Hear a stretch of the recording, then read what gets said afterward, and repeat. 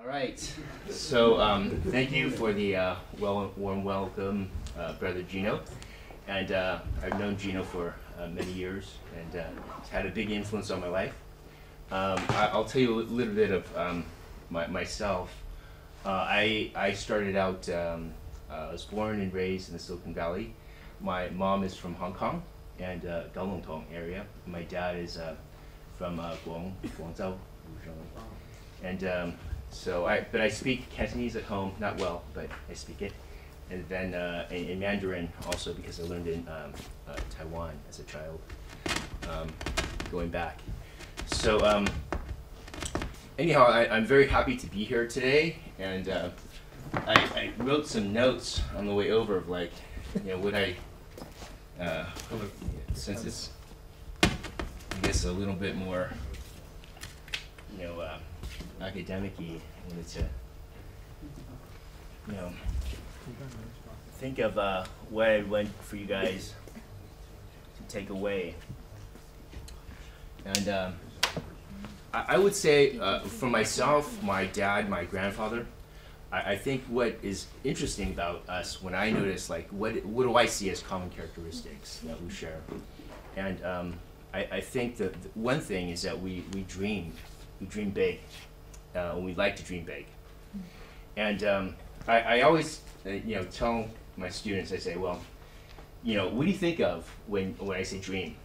So what do you guys think of? Raise your hands. Tell me something. What do you think of when you think of dreaming? What that you can achieve? How do you dream? Like, what do you want? Something that may not exist yet. Something that may not exist yet. Yeah, that's good. What kind of protocols do you put behind dreaming? Do you put any protocols behind dreaming? And these are interesting things I just kind of ruminate on.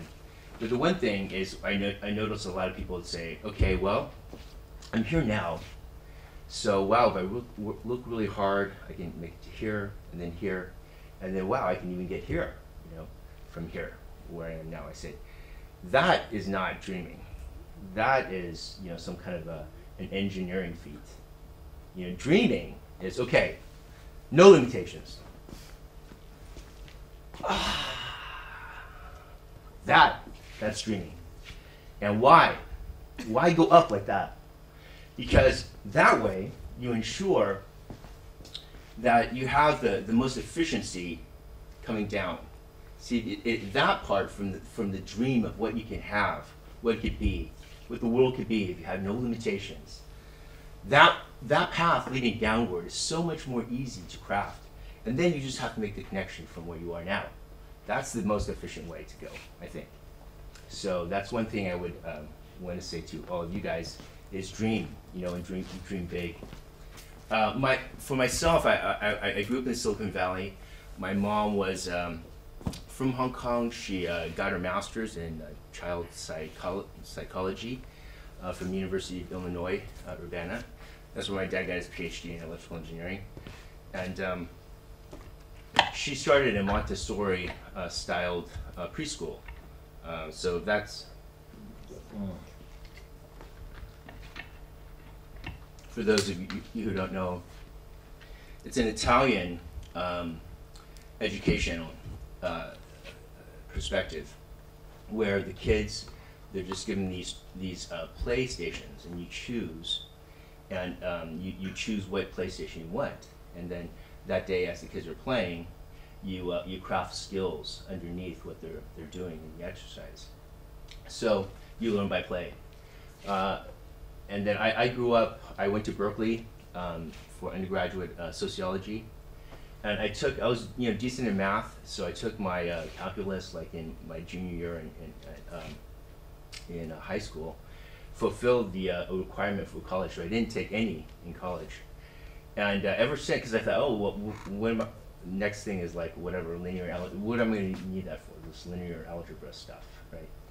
So, but I missed out, and I regret it, because I think it's not about, the linear algebra and how you're going to use that. It's about the discipline of problem solving. And that, if you can go through like a really hard thing, and you say, okay, I can work through this, boom, then you have the confidence, you can work through anything. So that kind of discipline is very important. You notice that I say, I didn't have it. So, I was late today. I have a lot of foibles myself. So I went to Berkeley for that, and then I danced when I was there. Modern. People ask me what is modern, dance. And well, I'd say it's like ballet. The training is very similar. But ballet, the center is underneath the sternum. So all the movement is up here, like this. Whereas for modern, it's down here, where the dantian is, danti.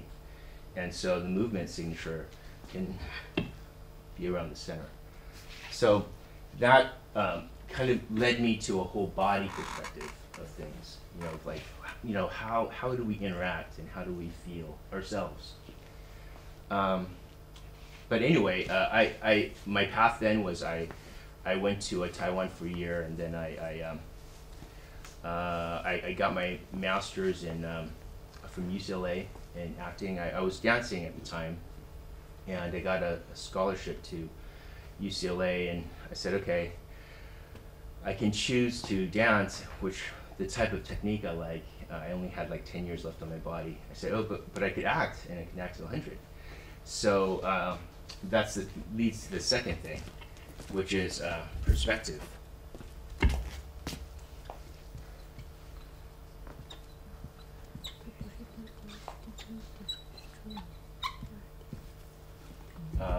In this case, my perspective is a little different. Using the same thinking pattern, I would say, well, heck, of course you dance now, stupid, because you only have 10 years left. Whereas for acting, you can go to 100. So, but why I say shape perspective a lot of times is with younger people, like yourselves. I always say, you want to appreciate what you have, right now while you have it. And that's really the trick. You really want to appreciate what you have, because you will appreciate who you are, right now, for sure. Like 20 years from now, for sure, you'll look back on your life and you'll say, wow, no matter what you think your problem is right now, 20 years later, you're like, wow, I was young, I was good looking, I was happening, I had my whole life ahead of me. So you will appreciate your moment right now, 20 years from now. So the trick is, though, can you embrace it now, love it now, appreciate it, be grateful. That's very important, because that's shaping perspective. And the reason I think that's important is because you can't always, like Steve Jobs, just died. This amazing guy who just basically changed the world, I think, in a lot of ways. And he's so great, but he died at 50, something, 7 or whatever. And it's like, well, you can't control that. You can't control, whether you get hit by a bus or whatever. But if you're, even if you're quadriplegic, you can think or whatever, you can still be Stephen Hawking, right? So shape, it's your perspective on things is very important. And it can give you kind of the escape button a lot of times, where it's like a hyperspace, and boom, your spirit dropped into your form, your history right now, but you're just a separate spirit now. You just drop it in, and then you shape your perspective from the best way you can mold it from where you are. And I think that's a very valuable thing, because as human beings, that's something that we do have power over, perspective. So shape your perspective is a very important thing. My journey with ITU was, I was, I'm an artist, obviously, and not an educational, I'm like the president and CEO right now, and it's, I always like, and I hand out my card, and you're president and CEO. I thought, yeah, look, I apologize for that, because that's a long journey, and it come about in a kind of a weird way. I was acting, and I was dancing, and I did some movies in Hollywood, and I wanted to go that route because I felt if I could shape perspective from a media point of view, then you can do a lot of good. because people will watch it just because of the entertainment or whatever stimulation you get out of that. So you can point good messages, and you can retrain, people's thinking, kind of in an education way, because I'm very interested in that. But anyway, I was pulled away for family reasons.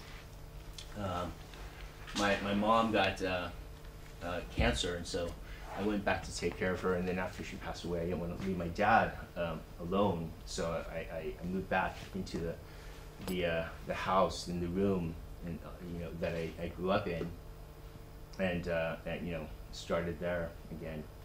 So, but I was helping my dad, and there was no acting in Silicon Valley, really, so I was just, helping with the university, but I was not a business person. He's a very celebrated professor internationally, met with, heads of state and whatnot, about educational issues, and a very big pioneer, kind of bridging, the gap between engineering practice and academic theory. So that's where I think my father's great strength was, and a lot of his PhD students went on to found pillar companies of the Silicon Valley, like Cadence and Microelectronics Technologies. A lot of his PhD students gave us the microwave and how to design chips, that has reshaped, all of our lives. So my dad's amazing in that sense, but when he started ITU with under $1 million in bank, 700,000, he started a university. It's a little crazy, but anyway, that was his passion, and so here we are. But we were like losing money at like 25 or $250,000 for like up until 2005, and then, well, it was kind of a gruesome tale. I'm sorry, I'm kind of still flustered with needing more water. But anyway, at the time, I was also suffering, with it from 2000 to 2005. But at the time, I had been influenced by Gino, and I had done the first multimedia project showing the basically USC's multimedia center called the IMSC, Integrated Media System Center. And I created the visual and the kiosk-style interactive content that was coming up. And then, so I was exposed to, all of that stuff and how good and useful that stuff can be. I brought it to, my dad's fledgling university, but everybody was rejecting it, all the new ideas, because it was so untraditional from the university structure of red tape, a lot of red tape and dinosaurs. So anyway, by 2005, the board pulled out.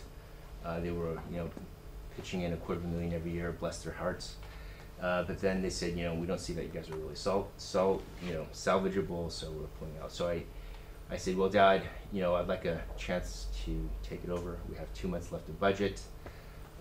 And even though I'm, late and irresponsible and like to chase skirt, whatever, I still think I can do better than your executive committee, So he said, okay, I've got nothing to lose, so go. And so the first thing I did was I asked Dr. Corey on board. He's my partner. He was 73 at the time. An amazing man. I'll tell you a little bit about him later in dual motive theory. Basically, Dr. Corey said yes. And then the next day we fired everybody, and with me, him, and then one administrative person, we started from scratch and built the whole thing up. First year we lost $300K, after cleaning up. It was from mid-May to the end of the year. And then we were down to 18 students, the entire university.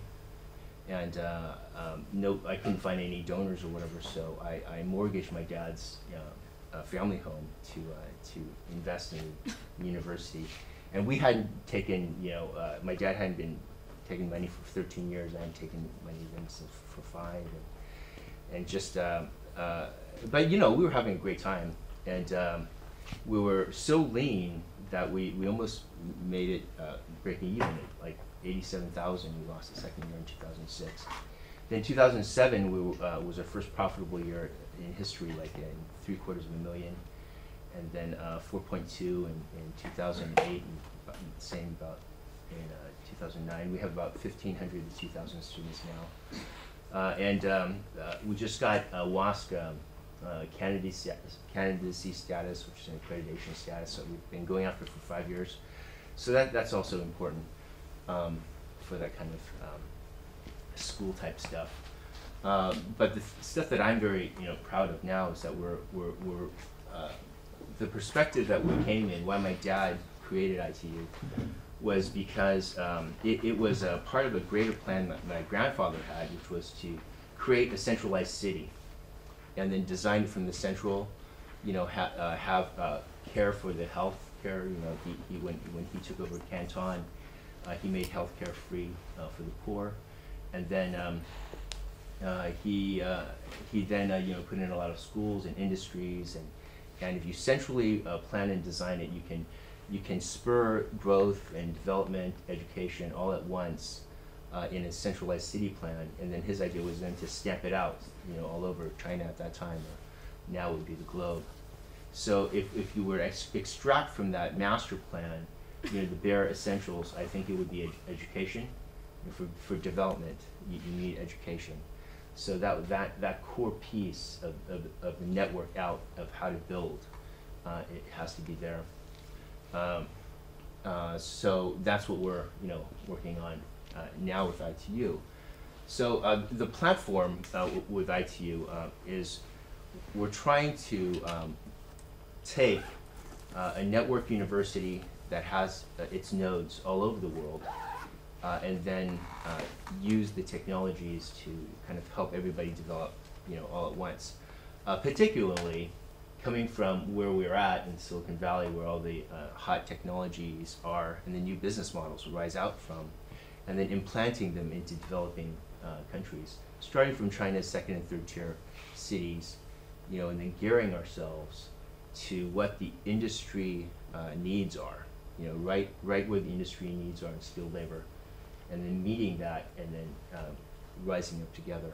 So that's kind of the ITU model. What other things did I want to mention? One thing was Dr. Corey's dual motive. My partner who helped turn around ITU, and it's really I take credit for having attracted him. But I would say that the credit to turning around ITU goes to this genius guy, Dr. Corey, who was a retired lieutenant colonel from the U.S. Air Force, and also was the turnaround artist for tandem computers in the 1980s. Turned it from like losing $5 million to like $400 million up when he left 4 or 5 years later. He came up with a theory that integrates social sciences into the natural sciences into the social sciences, and it's called dual motive theory, and it works from an evolutionary neuro perspective, meaning we're all coming from stem reptiles about 300 million years ago, look like big alligator types. Like a cotylosaur looks kind of like a Komodo dragon, and then those guys, 300 million years ago, on the right they branch up to be dinosaurs, which are then become the birds. In the middle is the turtle line, and then on the left is mammals, and then of course we're the mammals. If you look at how the brain works in those cold-blooded, is that it's very protean. You kill, eat, survive, mate, and reproduce.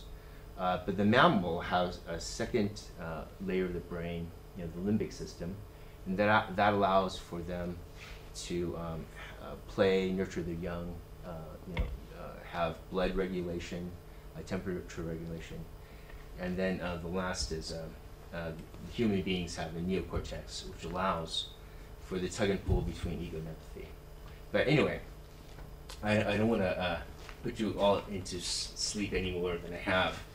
So let me hear about you guys, and talk to me. What are your desires? What are you guys going for here when you're choosing this major? Are you guys looking to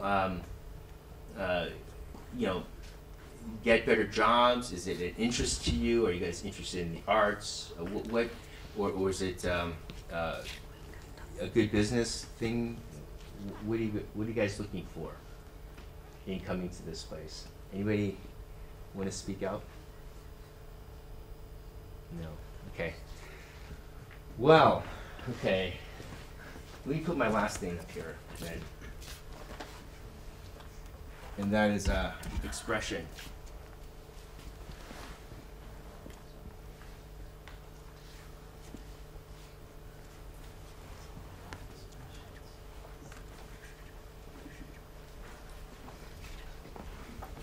So, and you know, in expression, it's like you look at the maybe the in Paris, you look at the Eiffel Tower or something, and you know, you figure that's been there like a few hundred years already, and whoever made that, it still shows something. If you have something that's already like a long time, or like the pyramids, I guess would be a longer time. So basically, in one perspective, one lifetime, you know, all of us, we're nothing. We're just like, bloop, you know, we're not going to last like some pyramid, right? So in the time that you have, I would say go from your gut, you know, pull it out from your gut, and you say, you know, what is it that I really want to go for and reach? What expression do I want? You know, what good is the best that I can be? Let me go for it and just shoot my energy there. So I would say in all that you do, you know, you need discipline and stuff, but definitely go for the expression, you know, what you want. Okay, well that's I think about it. So have any questions? I'd be happy to answer.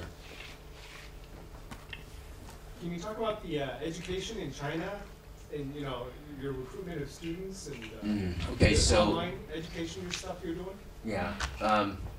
Well, the idea in China really is to plant ourselves, you know, near second and third tier cities, and to be able to help the local industries right where their engineering needs are, or like let's say they're software people, we train them in software, or let's say their hotel, you know, then we train in hotel and restaurants or whatnot. So we help the industries right where they need it. So in China, I think it's very important. About every year, about 16, 17 million people go from the countrysides into the cities, and that can be a very good thing. Here in Hong Kong, I think this is my favorite city in the world, and the reason I think partly is because it's only 30% developed here. I don't know if you guys know this. You guys live here. If you look up from above, Hong Kong's very green. It's 70% green because it's so rocky and so horrible to build on it, you know, profitably, that you concentrate your buildings where it's a little more easy. So, but that allows you for 90%, you know, public use transportation. Yeah, that's amazing. And it's the best transportation I think in the world here in Hong Kong, and the population base lives longer. You know, you guys are set to live longer than anywhere else in the world. You know that? I mean, no, not China as a whole, but Hong Kong specific. Why is that? And I think partly it's the concentration of the interaction, the forced, you know, use of a lot of high public interaction, and proximity to our families and interaction with the family. So I think all that networking is what has kept, you know, us, all of us, you know, we will live longer, hopefully. So I think that's another very important thing.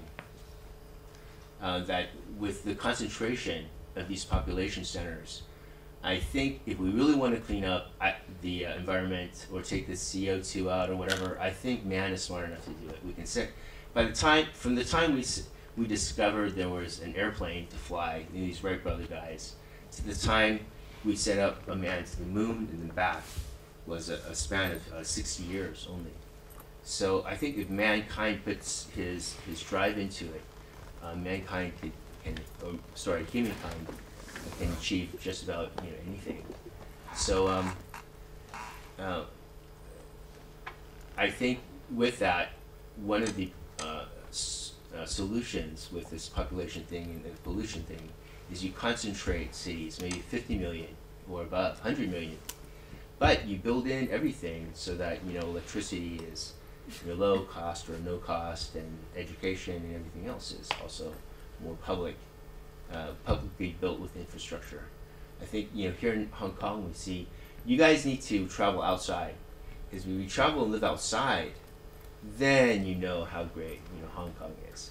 So, but I think with that we want to create technologies at ITU and hopefully in partnership with all of you, where we can modularly break out city from a centralized city planning perspective, modularly break out city development, so that we can plan for these big cities that modularly we can retrofit and create new that will give all the social services, have the preventative and healthcare and all that stuff kind of wrapped in. So I think that's something educationally that we're trying to build the infrastructure for, so that we can, like Silicon Valley, spin off new for-profit companies that can help to kind of a master design to build these kind of cities that are greener and then more sustainable, using breakthrough technologies that we know we can do through nano blah blah blah or whatever. So at ITU, one of the projects we're doing with Dr. Dominic Schmidt, he's the director of technology at Intel, truly a super guy, super man. This guy has a bachelor's from Berkeley EE, and then 2 masters from Stanford, 2 PhDs from Stanford, one in electrical and one in aeronautical engineering. He flies helicopters for the U.S. Coast Guard, developed their encryption. He's amazing. Anyway, this guy, he's working on an artificial pancreas, where it would be implantable, and it would be using MEMS technology to take glucose out of your blood, and then transform it to electricity, so it can power low powered IC chips that would make basically a cure to diabetes, if it were successful. So these kind of technologies, they may not come to fruition, in 20, 25 years or whatever. But right now, that's where we're trying to head. That's my dad. Really good guy, and he has a lot of breakthrough students who founded big companies. Please skip me. And then Dr. Corey. Yeah, Dr. Corey is a really interesting guy. So that dual motive stuff that I was alluding to earlier, because we're always going between ego, what is good for me, what's good for me, and then empathy. Okay, let me consider you. Okay, so in every language we have the equivalent to a thank you and you're welcome. Every language, irrespective of culture, time, race, anything, you have a thank you, you're welcome. Why? Because that is reciprocation, right? That's like, oh, thank you, you're welcome. It's courtesy. We know it as courtesy because we know inherently it ameliorates tension. So we have this hardwired built in to our brain structure. It's because of that we can build buildings, cities, cars, engineer cars. One monkey or dolphin or octopus hasn't done it, nor have they authored any books or libraries that I've seen. So I think it's this interesting thing in our brain structure, this dual motive between ego and empathy that drives our every thought and our every perspective that comes out. How it works out for us, though, is that as you gain power, for example, in position in politics, this is one example. The more power you have, that's offset by how much legitimacy. And legitimacy is how much do people think, oh yeah, this guy's for us. He or she's doing a good job. You know, so it has to be offset, and or you have to suppress it then with a big army otherwise, right? So that's how naturally our brains run. So as we see, like with the internet, all the spread of these network things, they're allowing that whole network and the whole feedback system to reverberate. So it's taking down governments, you know, Egypt, Libya, you know, I guess Syria, or whatever. I mean, that whole thing, with all of that kind of groundswell of people being able to talk in a forum that was, you know, more interactive like that, that's changing the world. The stuff that Dr. Corey teaches, this dual motive theory, understanding that in the balance, it, for example, affects our economic system. You know, for years, 150, 200 years, they've talked about the market system, capitalism, being a selfish, self-motivated thing, right? You're selfish, we're selfish, okay. You know, we compete, and then in the competition, there's some kind of balance. No, he says, Dr. Corey says, that's actually scientifically inaccurate. Actually, the market is dual motive. It has both the ego element of profit, right, and for me, survival. But it also has a service element. In every corporation, you see a customer service or customer care. Put a lot of money into that kind of thing. You know, human resources department. You know, those are not titles of departments that speak of ego and money. Those are benefit, you know, type. And that's true of our market economy. But in our MBAs, at Harvard MBA, they're teaching them, oh, you know, you got to go for the kill. It's Gordon Gekko. It's greed or whatever. So we're training the wrong things. So we have these Enrons, and we have all these greed and scandal kind of things, because people are going straight for the ego part because we've taught them that, when actually it's scientifically incorrect, and it should be seen that it should be dual motive. There's both the service element that you also need to put out there. We teach that at Harvard Business School, but we teach that as a case study. Oh, because Google did it, so it works. Or, oh, that's the HP way, they did it, so it works. So we study it, it works, it's effective in business. Okay, that's how we study. But that is not scientifically backed. You know, why that works, you understand through the dual motive perspective of there has to be, you know, give and take. There has to be, you know, as more power grows, the more that power should be shared or made in the benefit of greater good. It's very important. So, you know, these are kind of things that integrated, you know, I've kind of come to learn and following Gino and whatnot. But I think there was that was kind of the, well, let me see if I had anything. This was my tea bag, and then giving a. Be bold. Oh, okay, so last thing, you know, be bold. You know, I tell you, squeaky wheel gets the oil kind of thing. It does kind of work if you're actually got something behind you too. So, but I think, and iterations, very important. Oh, this is a very important one, iterations. This is one thing I wanted to say, is like almost nothing gets good right away. So just if you want to do something, try it first, go. And they keep stumbling, bumbling, and you know what? The Jewish have something better in their culture. One thing better that I can identify than we have in ours is, if a child fails, okay, listen to this. You teach your children this when it's time. When your child fails, you congratulate him. Good. Because we know the more failure you do, if you're willing to fail, you know if you keep trying to go after the noble good stuff, you're going to get there. You know, so that's also very important. Is this thing of not being afraid to fail, to go for it. You know, and to actually do it over iterations. Expect that you're going to be losing, you know, over a long time. People always told me, Yao, do one thing. Just do one thing. You want to do everything. Just do one thing. And then, after you've achieved it, do the next thing. Okay. And then, so I'm okay, well, if I'm good, boy, I could do maybe 3, maybe 5 big companies, maybe 7, I don't know, you know. And I'm like, I want to do at least 1 million. There's a million things I want to achieve. There's no way if I just did one thing right now, I could hit the, no way. See, that's the inefficiency of that kind of thinking, right? Again, go from the dream, and pull it back down, dial it down a lot more easy. So that's kind of, I guess, what I would leave you with. What we're doing now with ITU is we're integrating.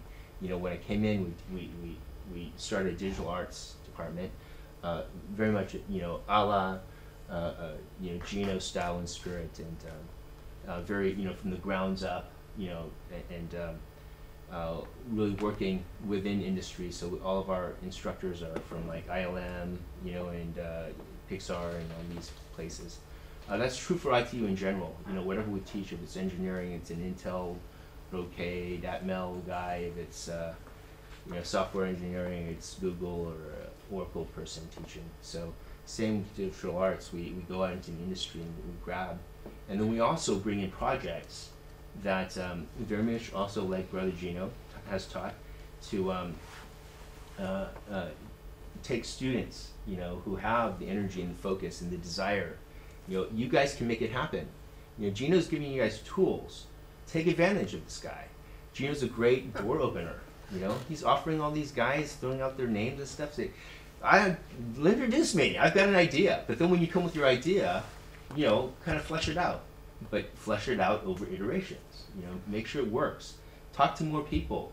Hey, what do you think about this idea? What do you think about this? What do you think? And then get their feedback. Try to work it out. And then when you have something you think might be good, bring it to Gino and say, hey, how about that guy you said is whoever, and build.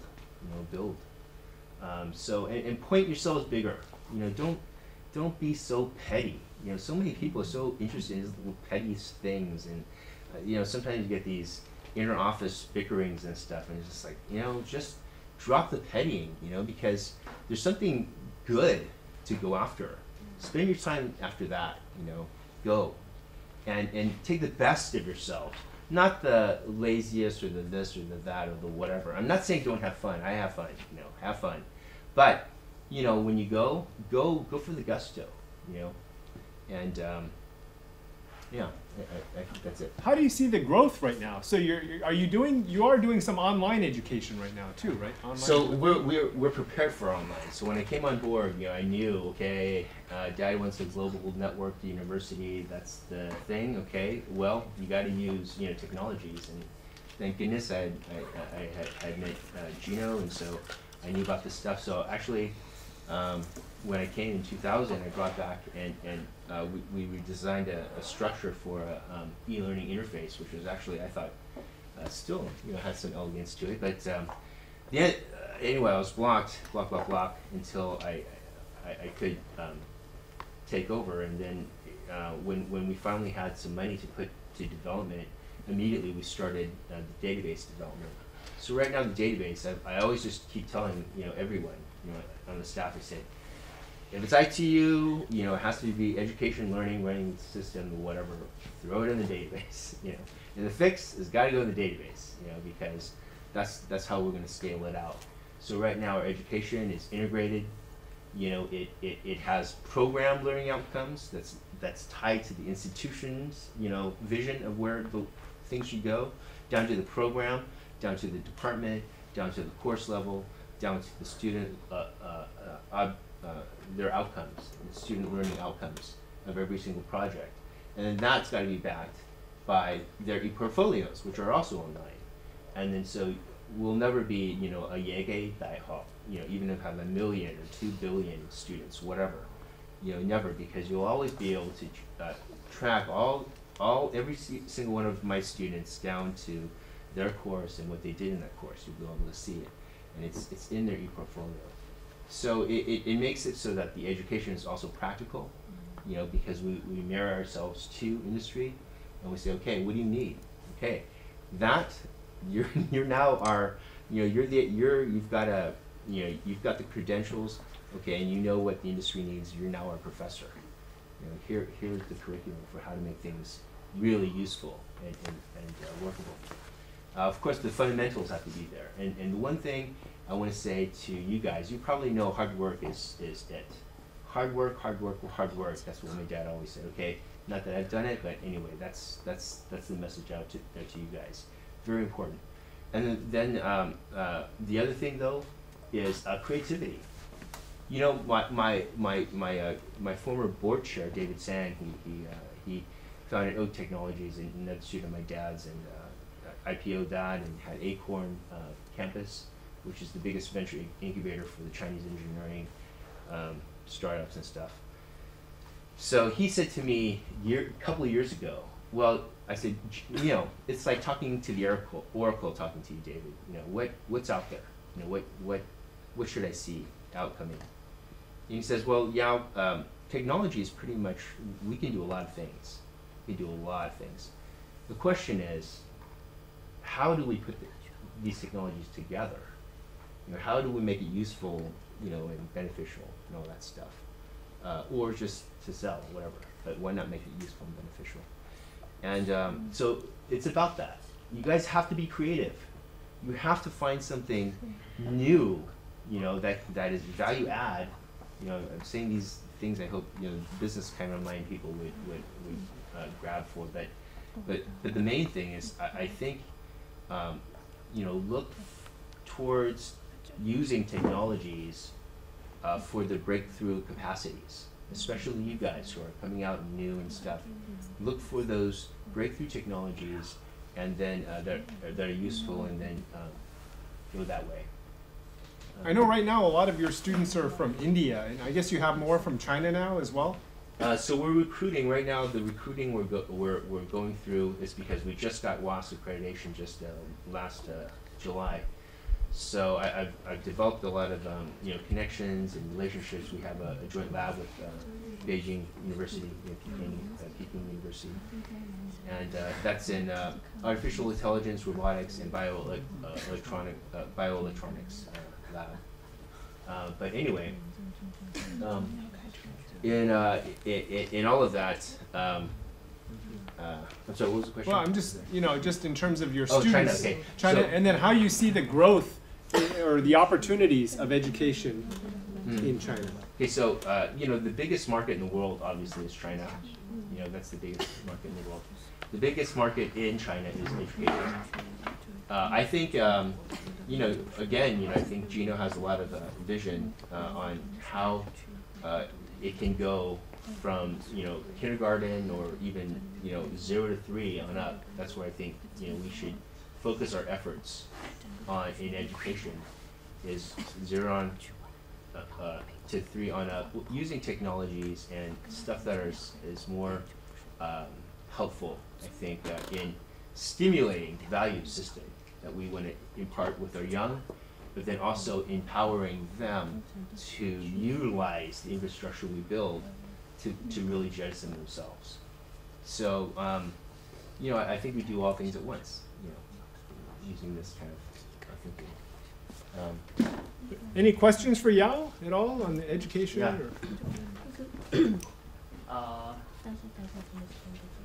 Thanks. I'm very just interested in the way you are talking about technology. And I remember there's a book published in 1941 written by E. Richard Bond. The name of the book is actually Escape from Freedom.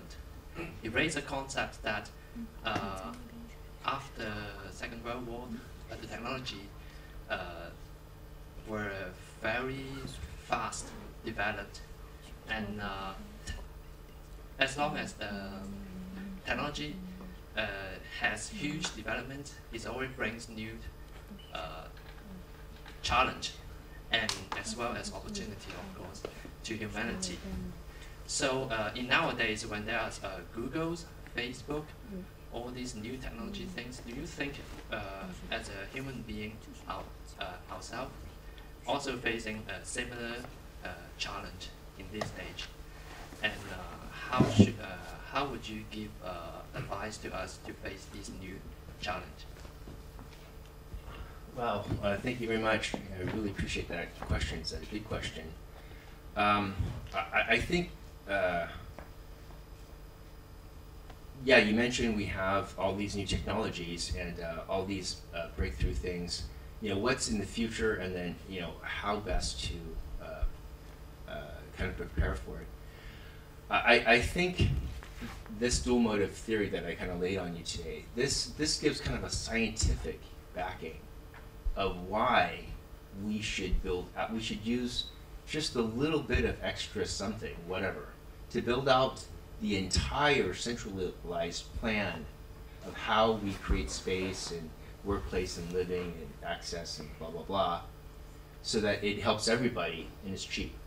You know, China manufactures 90% of the world's textiles, 90. That means you go to Uganda and you buy a t-shirt, chances are it's made in China, okay?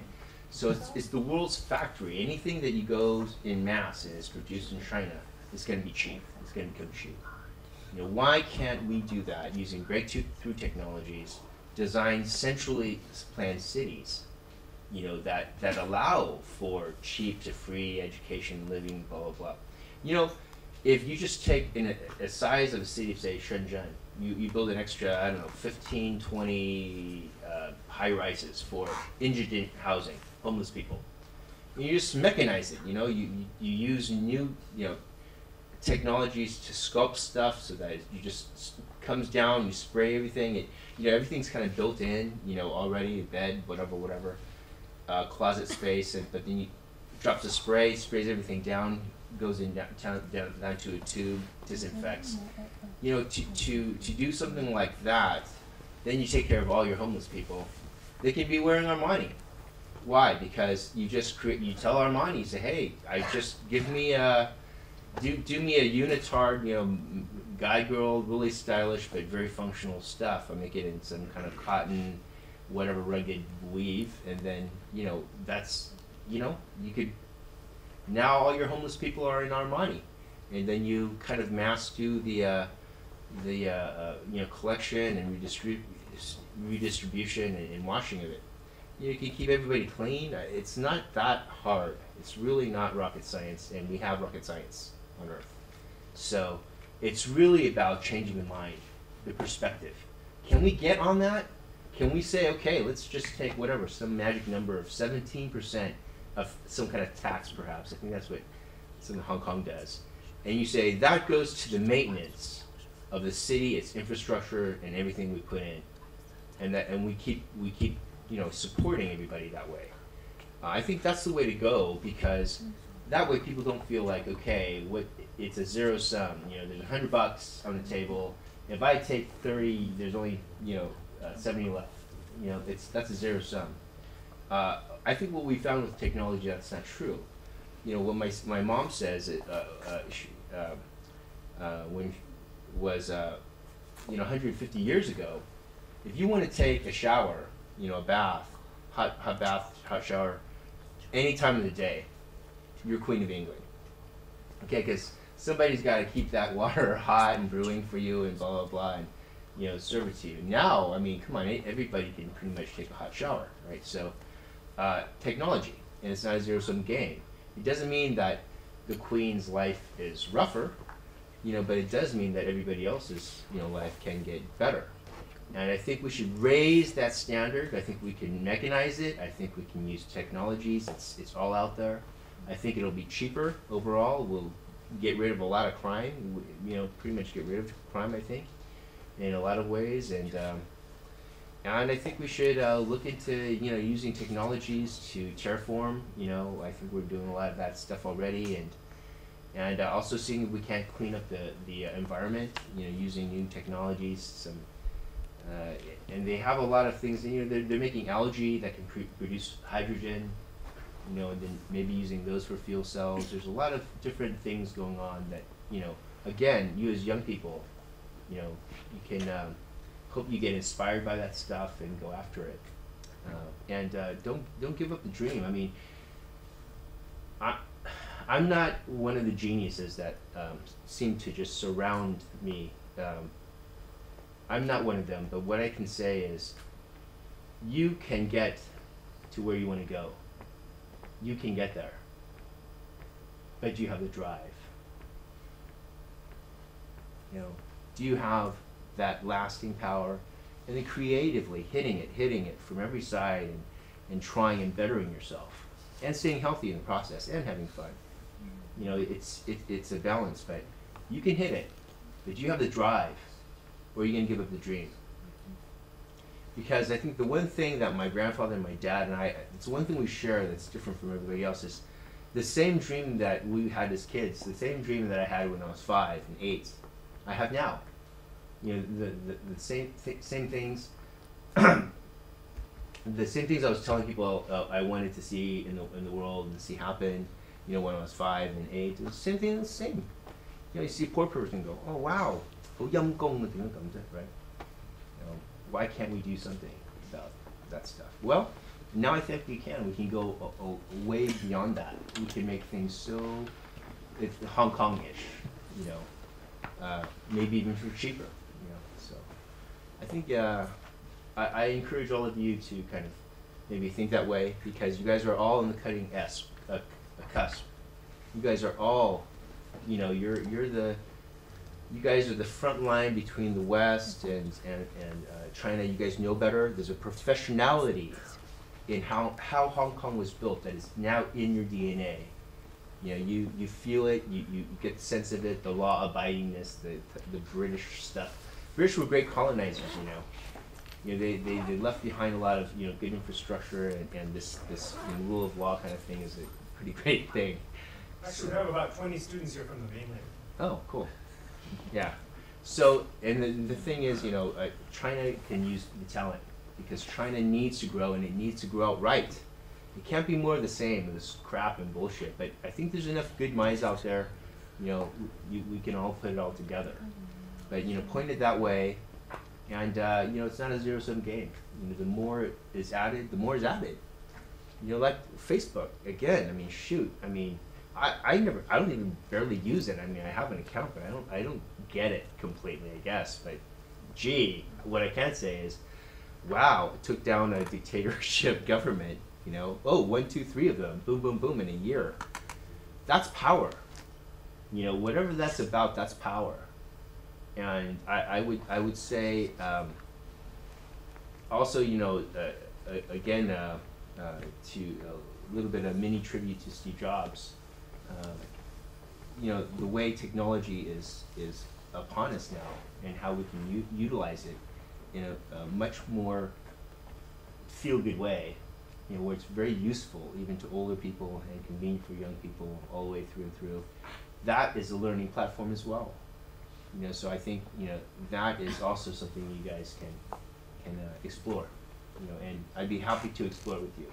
So if you're interested, especially if you guys want to do your PhD, we're just graduate. We do a master's and PhD in engineering, business, digital arts, and pharmaceutical sciences. So if you guys are interested in those areas, you know, especially in your PhD work, we have amazing people, you know, leading the team. So not like me. So. And they're in the heart of Silicon Valley as well, too. Yeah, we're located in downtown San Jose, right across from the Adobe headquarters for Adobe. So. And they're looking for, again, you know, China, Asia. They want to go global, and you know, just the use of technology to deliver the content for assessment. A lot of these things. Yeah. And you know, Cedric, who, you know, both Gino and I have worked with, he's Cedric Chan. He's also taught under Gino. Very brilliant. He's the head of our digital arts department right now. And he, Cedric, 5 years working under George Lucas at ILM as a technical director. And his specialty is pushing technology, the edges of technology, for production-oriented results. So you can do it, you know, better, cheaper, faster kind of thing, but also with the, you know, the sense of story and all that stuff. Any other questions for Yao? Yeah, actually, Cedric's also here in town for the next couple days. Anybody who's interested, I can pass out my cards to as well. Yeah, any other questions? Cedric over as well. Yeah, that would have been a good one. Better than just me. Anyone else want to ask a question or have a comment? In Recovering Creativity, we've been talking about mind-body type stuff. But he's a really good body guy. So just by looking at how you're standing and... You know, yeah, so I'll say a few words on that. There's basically, I'll give you a couple of quick tips on just how to read stuff from people. So basically, neutral is just neutral. Everything is just kind of hanging there and just fine and straight. And this is actually not easy to do because you need to be. I went into dance because I wanted to know what the hell is the right alignment. How do I put my spine? So there's two things I wanted to do when I first started dance. I started late at 21, and one was the correct alignment. And the second was how to do a pirouette. I still suck at pirouettes, but my alignment I learned. And with that, neutral is like this. There are different types of centers in the body. 4 you could break it down to. The head. So head center person is like a lot of kind of nerdy people. And when they move, they've got their neck crooned out like this. Most of you. And then even when they move, it's like like this. It's kind of this. That's a head center person. A chest center person is more like an athlete. So an athlete, is from the chest, and it's like, hey, what's up? hey. So that's more of a chest center person. A stomach center person is more with like in here. So everything comes in, and then some of the gestures might be like this, and there's just crossing of the arms.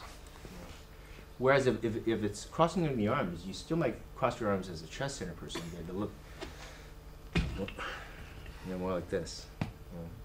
And then, but this is actually, I would say, a lot of hip. So hip center person, it's the last one. It's like from the hip, like a gunner from the hip, or actually a model, runway model,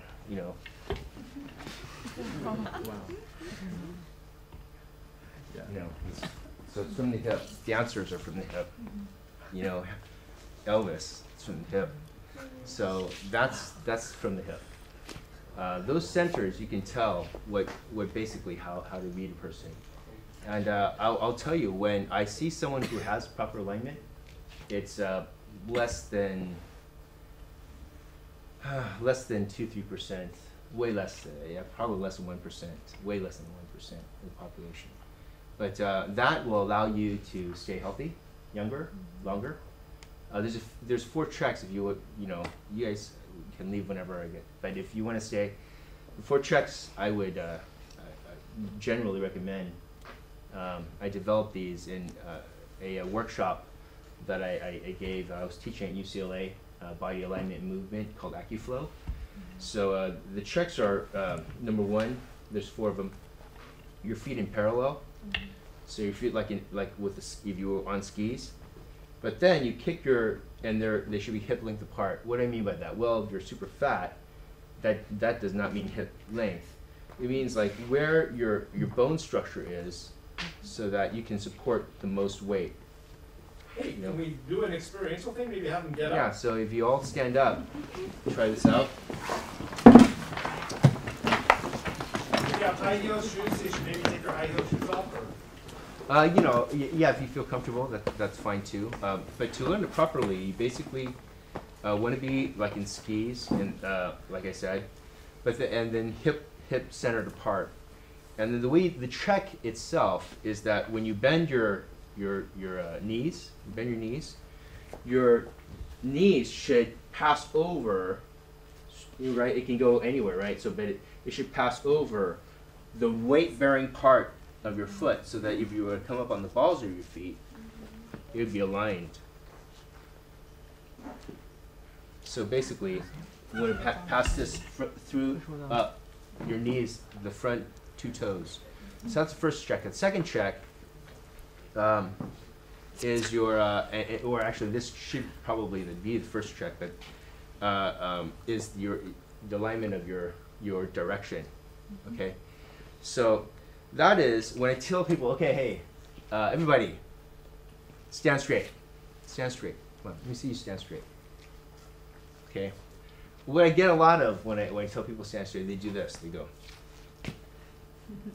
and I say, okay, well, that's you think this is straight because your eyes are in front of your head, and so you think this is up, right? When I say, put yourself up, when actually your skull is connected to your spinal cord right behind your ears. So if you put your hands up, you feel behind your ears. In between there is where actually your skull is connected to your head. So really where it's up is from that point you keep going up, right? Right there, that's up. Okay, so the classical adjustment for that one is you take your chin and you move it back and down, and then you can let it recoil a little bit. Well, this goes up. Now that is the direction, okay? So that's proper direction. The second thing, again was, the stance, which is parallel. And then the check is to have the knees going over the front two toes. The third thing is the chest. And this is what I call this, the third thing is from the stomach. And the stomach is, if you had a light going up your spine, and it would shoot up here, so you're dangling from here. So, and if it were to continue down through your spine and point out your anus, then that line should point in between your two heels in your proper alignment, right? So it should be there. So for most people, though, especially for a lot of women, if the light were to go down, so this is proper for most women, it's out more, especially if they're wearing high heels. So the light would be shining like 2.5 feet behind, 3 if she's really sexy, but it's actually not that great for your back, your lower back. So what you want to do is you put your hands in front and behind, right? Front and behind, and you roll your pelvis forward and this back, so that you give more space to the back, and then you contract the front, and then you let everything go up. Okay? So that's the third thing. So the adjustment is, again, that you form a C, right? Like this. Form a C going that way as the adjustment. And then the final thing is what I call palms to the sunshine, which is you energize your hands, like not just put them down, but spread them out, put energy in them, and then you kind of shake yourself out a little bit, and then you put your palms, your thumbs going backward, your pinkies going forward, and the palms to the sunshine. So you kind of open yourself up, and breathe, and then so a lot of times your shoulders will kind of climb when you're doing that, right? Kind of climb. So you keep them up, you put them back, and then when you release this, right? Now you release the tension, and this goes up. This goes back and down. So the adjustment is this: the shoulders go back, and then down, and then you release. Well, this is still engaged, going like that, and the direction is still like this. Huh? Hey, get a volunteer. Okay. So, how about you? You're have to get one of the prettiest girls in the class. So, what's this volunteer for?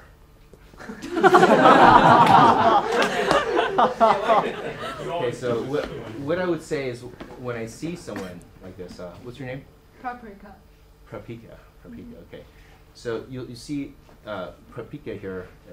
Beautiful woman, has tension in her shoulders. You see? Can you see the muscle structure? So what happens is probably you're rolled forward. You probably roll forward a lot. So what you want to do again is put your feet. So that's a little too wide for you, because you can see in the hip, right? And then what you want to do is, the little adjustment I forgot to tell you is, you want to kick your heels just out a little bit, like a panther. Okay, you kind of think just a little bit. That's probably a little too much, but that's part of just the way we're built. So you want do that. So, and then this going up. So again, spinal cord going up. So you want to feel like the direction is going this way. And then your shoulders, you want to roll back. So take your palms, roll them back like this, and down. Yeah, well, this goes like this. Yeah. Oops. Relax. So this doesn't change overnight.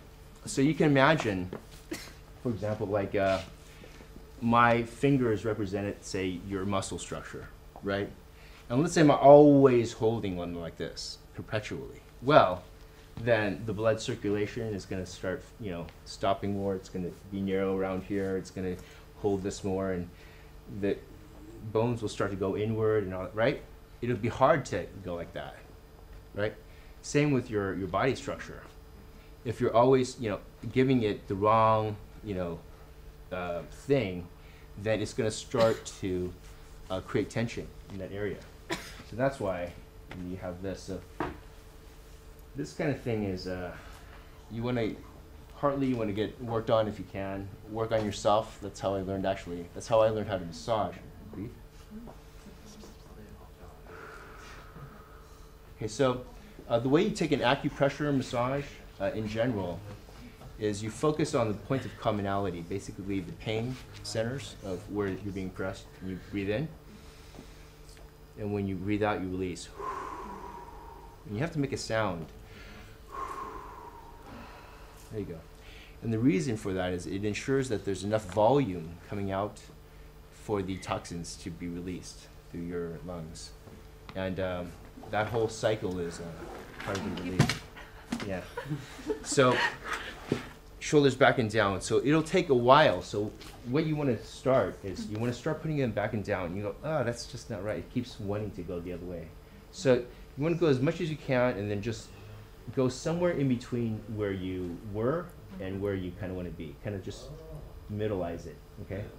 And then as your body adjusts to that, then you go a little bit more and a little bit more, and then soon, it'll be, all loosened.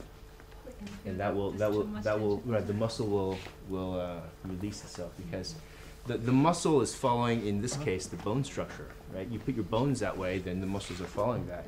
So what you want to do is, first you have to know where the bones should be, right? And that's why this forecheck alignment, right? So you remember that this goes up, it's number one. Number two is the posture check. Three is the concave of the stomach, and the fourth one is having the, and then you can roll up.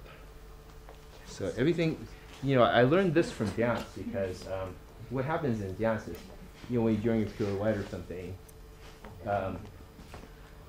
I was doing like 2 or 3 pirouettes, and I was like, oh boy, just like I had to just grind it just to get the final thing. And say, okay, well, Baryshnikov, he can do like 11 straight ones. So it's like, okay, if to get to where I am and the pain I had to get to, from 1 to 3, if I had to go from that route to 11, I would be dead by the time I got there. So I said, okay, that's obviously not how he does it. It must be easy. And this is a good kind of thing, and it's about perspective, is if there is an easy way to do it, I think it's thinking up it. So I think with this, even with the movement, what I learned is, if I just dangle myself, like a marionette, then everything's like much more easy. So, this drunken thing, I'm still kind of dangled here. So, similarly, that's why the direction is very important for the spine. The other parts, when you're moving, the first part was alignment. The second part is like movement. Movement is, from your dantian. When you were inside of the womb, we have the umbilical cord, and there's a pump. And the pump takes the nutrients from your body, but it's also taking energy, and it's centering you. And so that pump, after the umbilical cord falls off, is still there. The internal one, it's about an inch and a half down, inch and a half in. And that is that's where the central core is. So in yoga and in meditation, part of it is to yoke things, right? To bring things into integration. So that means to take your perspective and your mentality and then to focus it down into a particular space and to be contemplating it, as it were. And then to move it. And then in Chinese Qi and everything, basically you'll move it down. It's called the governing channel. And then you go down from here and then up the spine, up to the top of the head, and then the flow goes like that. Anyway, in the flow in general of movement, you can always think of two spirals. So you can take your hand out. You guys put your hands out, and just take one hand out, and make a spiral. So you're coming in, you're going from the stomach, then you're coming out, right? Spiral, and then you can make it like a big kind of like a bowl. You can make a bowl. So that's basically the concept, and then same with the other side. So you're making a spiral. Now you take that same concept, and you're always coming in from your center, and you have the spiral coming in and out. Even, for example, if you move or you lift your leg, it can come out from the spiral. So even my leg is trying to move in that same vein. So as I can go higher, what allows me to go there safely is that I'm following the spiral, right? So I can push all of my entire energy into safely training the extremity of what you just saw by following that same spiral concept. It's an easy concept. It's an easy concept. But so is most of this stuff. So,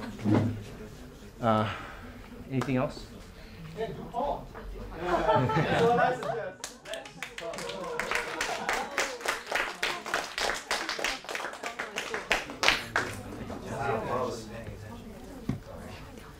So Paul is what we call, don't get in a fight with this guy.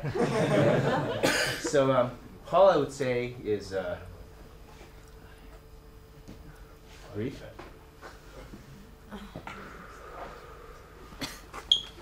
Yeah, a lot of so different people have different body types. Someone like Paprika. Paprika will have like a certain one spot that is hard, right? Like for yourself, it's up here. And I didn't touch the rest of you to be respectful to the class, but for example, other people like Paul here, he's like soft on like the outer layer, but then once you go inside just a little bit, like maybe 20-some%, it's hard, and it's the same for the whole body. So I'd say Paul needs someone to step on his back. That's how I do it. But so breathe.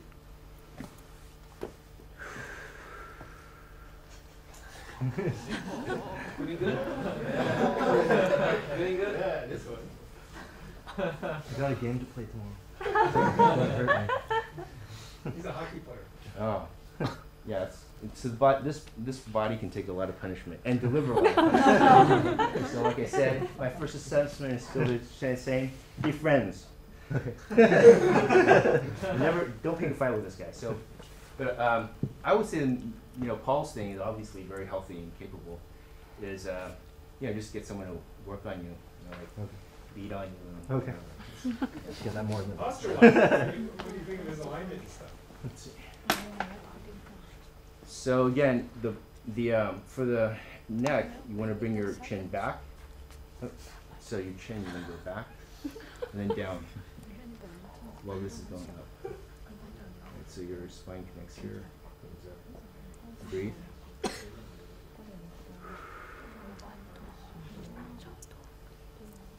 And then at the same time, you want to pull the shoulders back and then down. So keep breathing. You can open your eyes. This goes up this way, back, and then down, and then you just relax. And then you're, yeah, I think you're pretty well aligned here. So basically, like the difference is, for most people, it's from here, this position, to here. So but as an athlete, you know, Paul has tested, I'm sure, the range of all alignments. But the proper alignment, anyway, as you get older, and as an aging athlete, that's how I think, is if you keep the energy easy and still in alignment, because someday Paul's muscle structure will, you know, as he ages, will come down. You want to have this proper structural alignment, so when it falls back into place, it doesn't get, you know, wearied out. Or stuff. And good supplements are good. So I take a lot of grape seed extract. Lance Paulings, Nobel laureate, Stanford. 12 grams a day. 12 grams, man. It'll make you poo like crazy. It's crazy. So I don't know if I would go 12, but 3, 4, you know, the vitamin C is very, very good for you. You read up on the other, a lot of good antioxidants and stuff. So, yeah. Thanks. Yeah.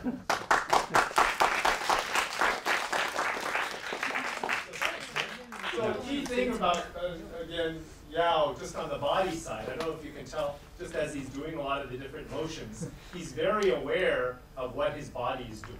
And you know, some of the things that we were covering in Recovering Creativity today, of just cultivating that somatic awareness, of being aware of how you're breathing, you know, how you're moving. And for him, he's got very good discipline and control, so he can do a lot of different body types. And you could see when he did the different body types, you know, just the outlook of it, and just the feeling that you get from him is dramatic. Yeah. I mean, even just the subtle changes he did on Paul, you know, just changed, you know, Paul Kenway kind of. No, but you know, someone like Paul is like in like relaxed mode now. So he's, you know, but I'm sure when he's out there doing his thing, all of his, you know, his energy is like, you know, the conquering type of. So that will be up, because you've got the most, you know, capacity for change of momentum.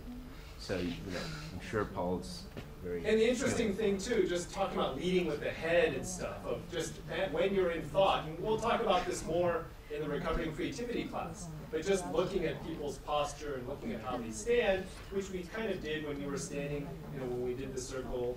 You know, those of you who took it last year remember when we were, you know, standing in a circle. Just by looking at people, you can already get a sense of where that holding is, and you know, the Wilhelm Reich stuff, etc., ties in. We're going to later on find that where you have holding and where the tightness is and where the holding is going to be related to the psychological profile of how they think and everything as well, too. Yeah, it's you know, it's good to have the knowledge of this stuff so you can have it as a toolbox. You know, I tell a lot of people that, you develop skills a lot of times. Oh, you don't have to be the expert or whatever, but just develop skills because it's something in your toolbox. And you know, if you're feeling kind of fearful sometimes, you just say, okay, well, I just follow my protocol. You know, I stand straight. I go up. Oh, and very important, I should have shared this with you in the movement, is your centering, right, from your core. So from your core, you can contract into a C, right? This was the basis, the source of what modern dancer Martha Graham, she was like this old person who had a big influence, was to come from the core here. She was training small little women, so her training signature was like,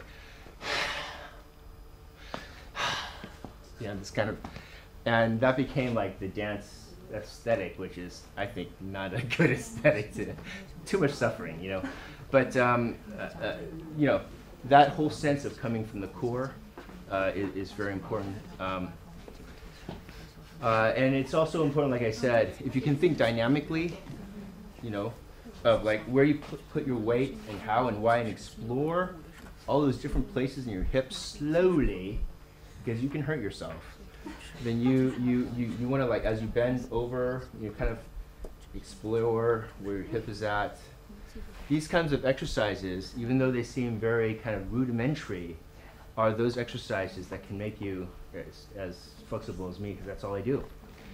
And what I want to share was from inside, you want to take your hands and point the thumbs out and bring it in, the energy, up, out, around, yeah, and then again. And now what you want to do is you want to keep this spiral open, but also move the energy so that now you're going up, back, and around. Okay, so now you want to just do that mentally. And remember, keep the check going. This is always up. This is back. This is contracted. Yeah? And then you keep your countenance, you breathe in.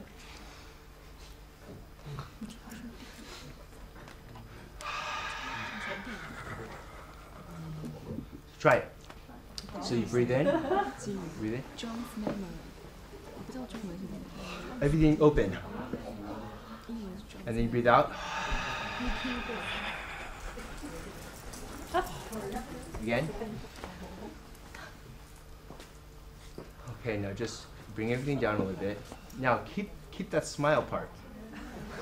You see that upper part that you reached when you did that exercise, the kind of the thing that brings your eyes all around and your tongue can stick out and circle and come back. That part, that sensation, will give a stimulation to your limbic system, which produces a hormone or whatnot, endorphins, that actually make you feel better. Makes your immune system stronger, so it's actually improving your health, and it alleviates circulation, so it helps circulation as well. This, very interesting, the smile actually it's true when they talk about chemistry. You know, two people have chemistry. Oh, it's just a figure of speech. No, you're actually fatiti. Wow, you know, ooh, I like you, you like me. Boom. Now, it's not always so sexual. That's kind of a blatant hip-centered, place to be, which I don't, for some reason, I find myself at home there. But where you want to go with this stuff is the smile itself can not only create better health for you, but it affects the other person as well. When you see a smile, your body chemistry will change. So you can actually have good effect this way. It takes some energy, and that's where you need to cultivate. How the Chinese in kind of the older civilization thinking want to cultivate your energy. That's why they meditate and all this stuff. I don't have a lot of patience for that stuff. However, the kind of meditation I do would be like yoga stuff, or sometimes if I'm just on the street, I'm just an idiot. I don't care who's looking. I don't care if I'm on the sidewalk. I'll just stretch, because when people say, "Oh, Yao, do you know what you look like? You look like some crazy person flinging your arms around, and you're like a big monkey." I say, "Yeah, true, but if I did like what you say and what everybody else says, boy, I grow old so fast." Because when you have time to take the hour and a half, actually it's more like a 2.5 hour, and then with rest, maybe 3.5 hour. With the proper food and nutrients that it would take to do one workout, one good one, right? So if you don't have that time, you want to utilize whatever time you've got. And again, this is a perspective thing, right? It's like, what do you do with your time when you're waiting on the subway? Okay, this is what I do. Why? Because, what? Otherwise, where am I going to have time? I'm running a university, for God's sake. That's what they say. Well, anyway. And then breathe. All the principles I'm using now are the same ones that I've already taught you. The spinning one, this is spiral up. You see that? See the pattern? Everything go up, back, around. Same with this. Spiraling in. You see?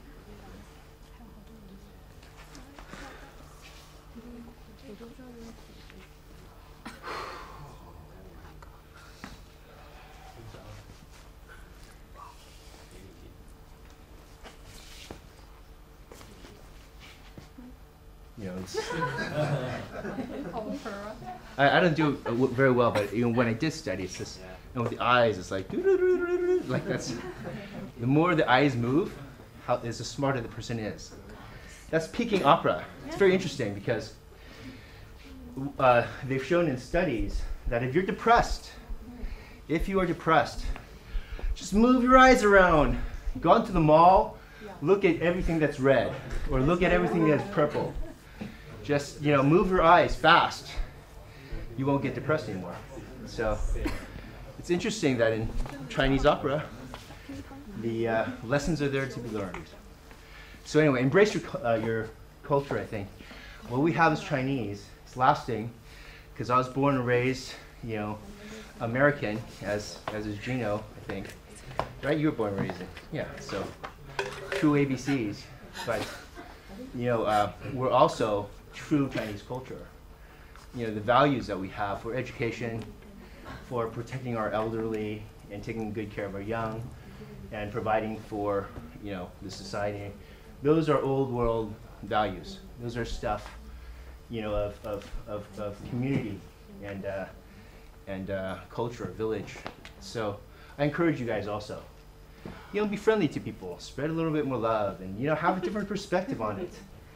If things don't seem to work, whatever, just kind of like I said, think of yourself as just some spirit that just drops in, and you don't even remember as a spirit once you drop in that you're the spirit. You just think you're this person that you've been the whole time. But somehow you feel something. And that something is something that you want to do for good, hopefully. And then you point it that way. You say, what's the best? Something beautiful, something worthy of my time here, because I don't have that much time anyway. And then, come on, let's go. Let's go. So that's why I say, take that energy, point it where you want your passion, and go for it. Now, you got to be smart along the way, and it takes a long time. I was, the first time I had actual income was 2008, so I was like living I'm 47 now, I was living in my mid, 43, 44, with no income, living off of my dad's retirement fund.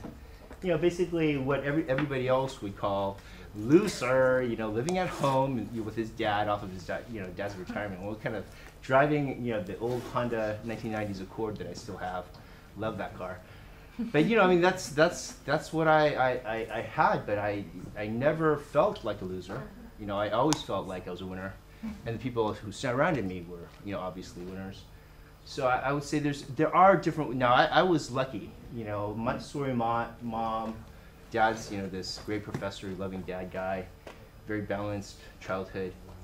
So I got really lucky in that way. But I think all of us, we can point ourselves, to not be so afraid.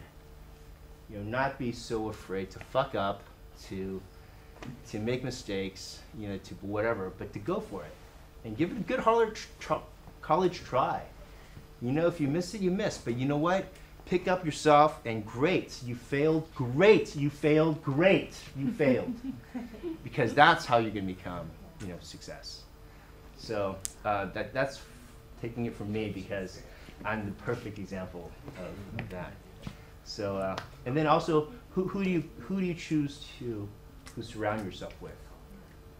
Who are you attracting? Who do you want to be? Be deliberate. Shape your perspective. If you are, I tell you, if you're around if you are around a bunch of awesome runners, all your best friends, they're just runners, you're gonna start being a better runner, I bet.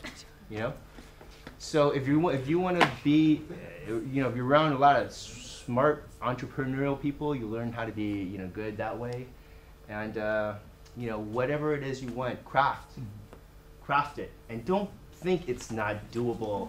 Some snotty-nosed kid, who created Facebook could take down 3 nations in a year. Come on, it's doable. It's doable. The technology's out there where you can make a difference. We've got it. We've got what we need. It takes some innovation, some thinking together, mutual benefit. Very important. The more power you have, the more successful you get, the more you have to give, the more you have to put underneath the infrastructure. Build, lead with giving and building for the betterment. And with that, your biggest dreams will be able to encompass everybody else's dreams around you.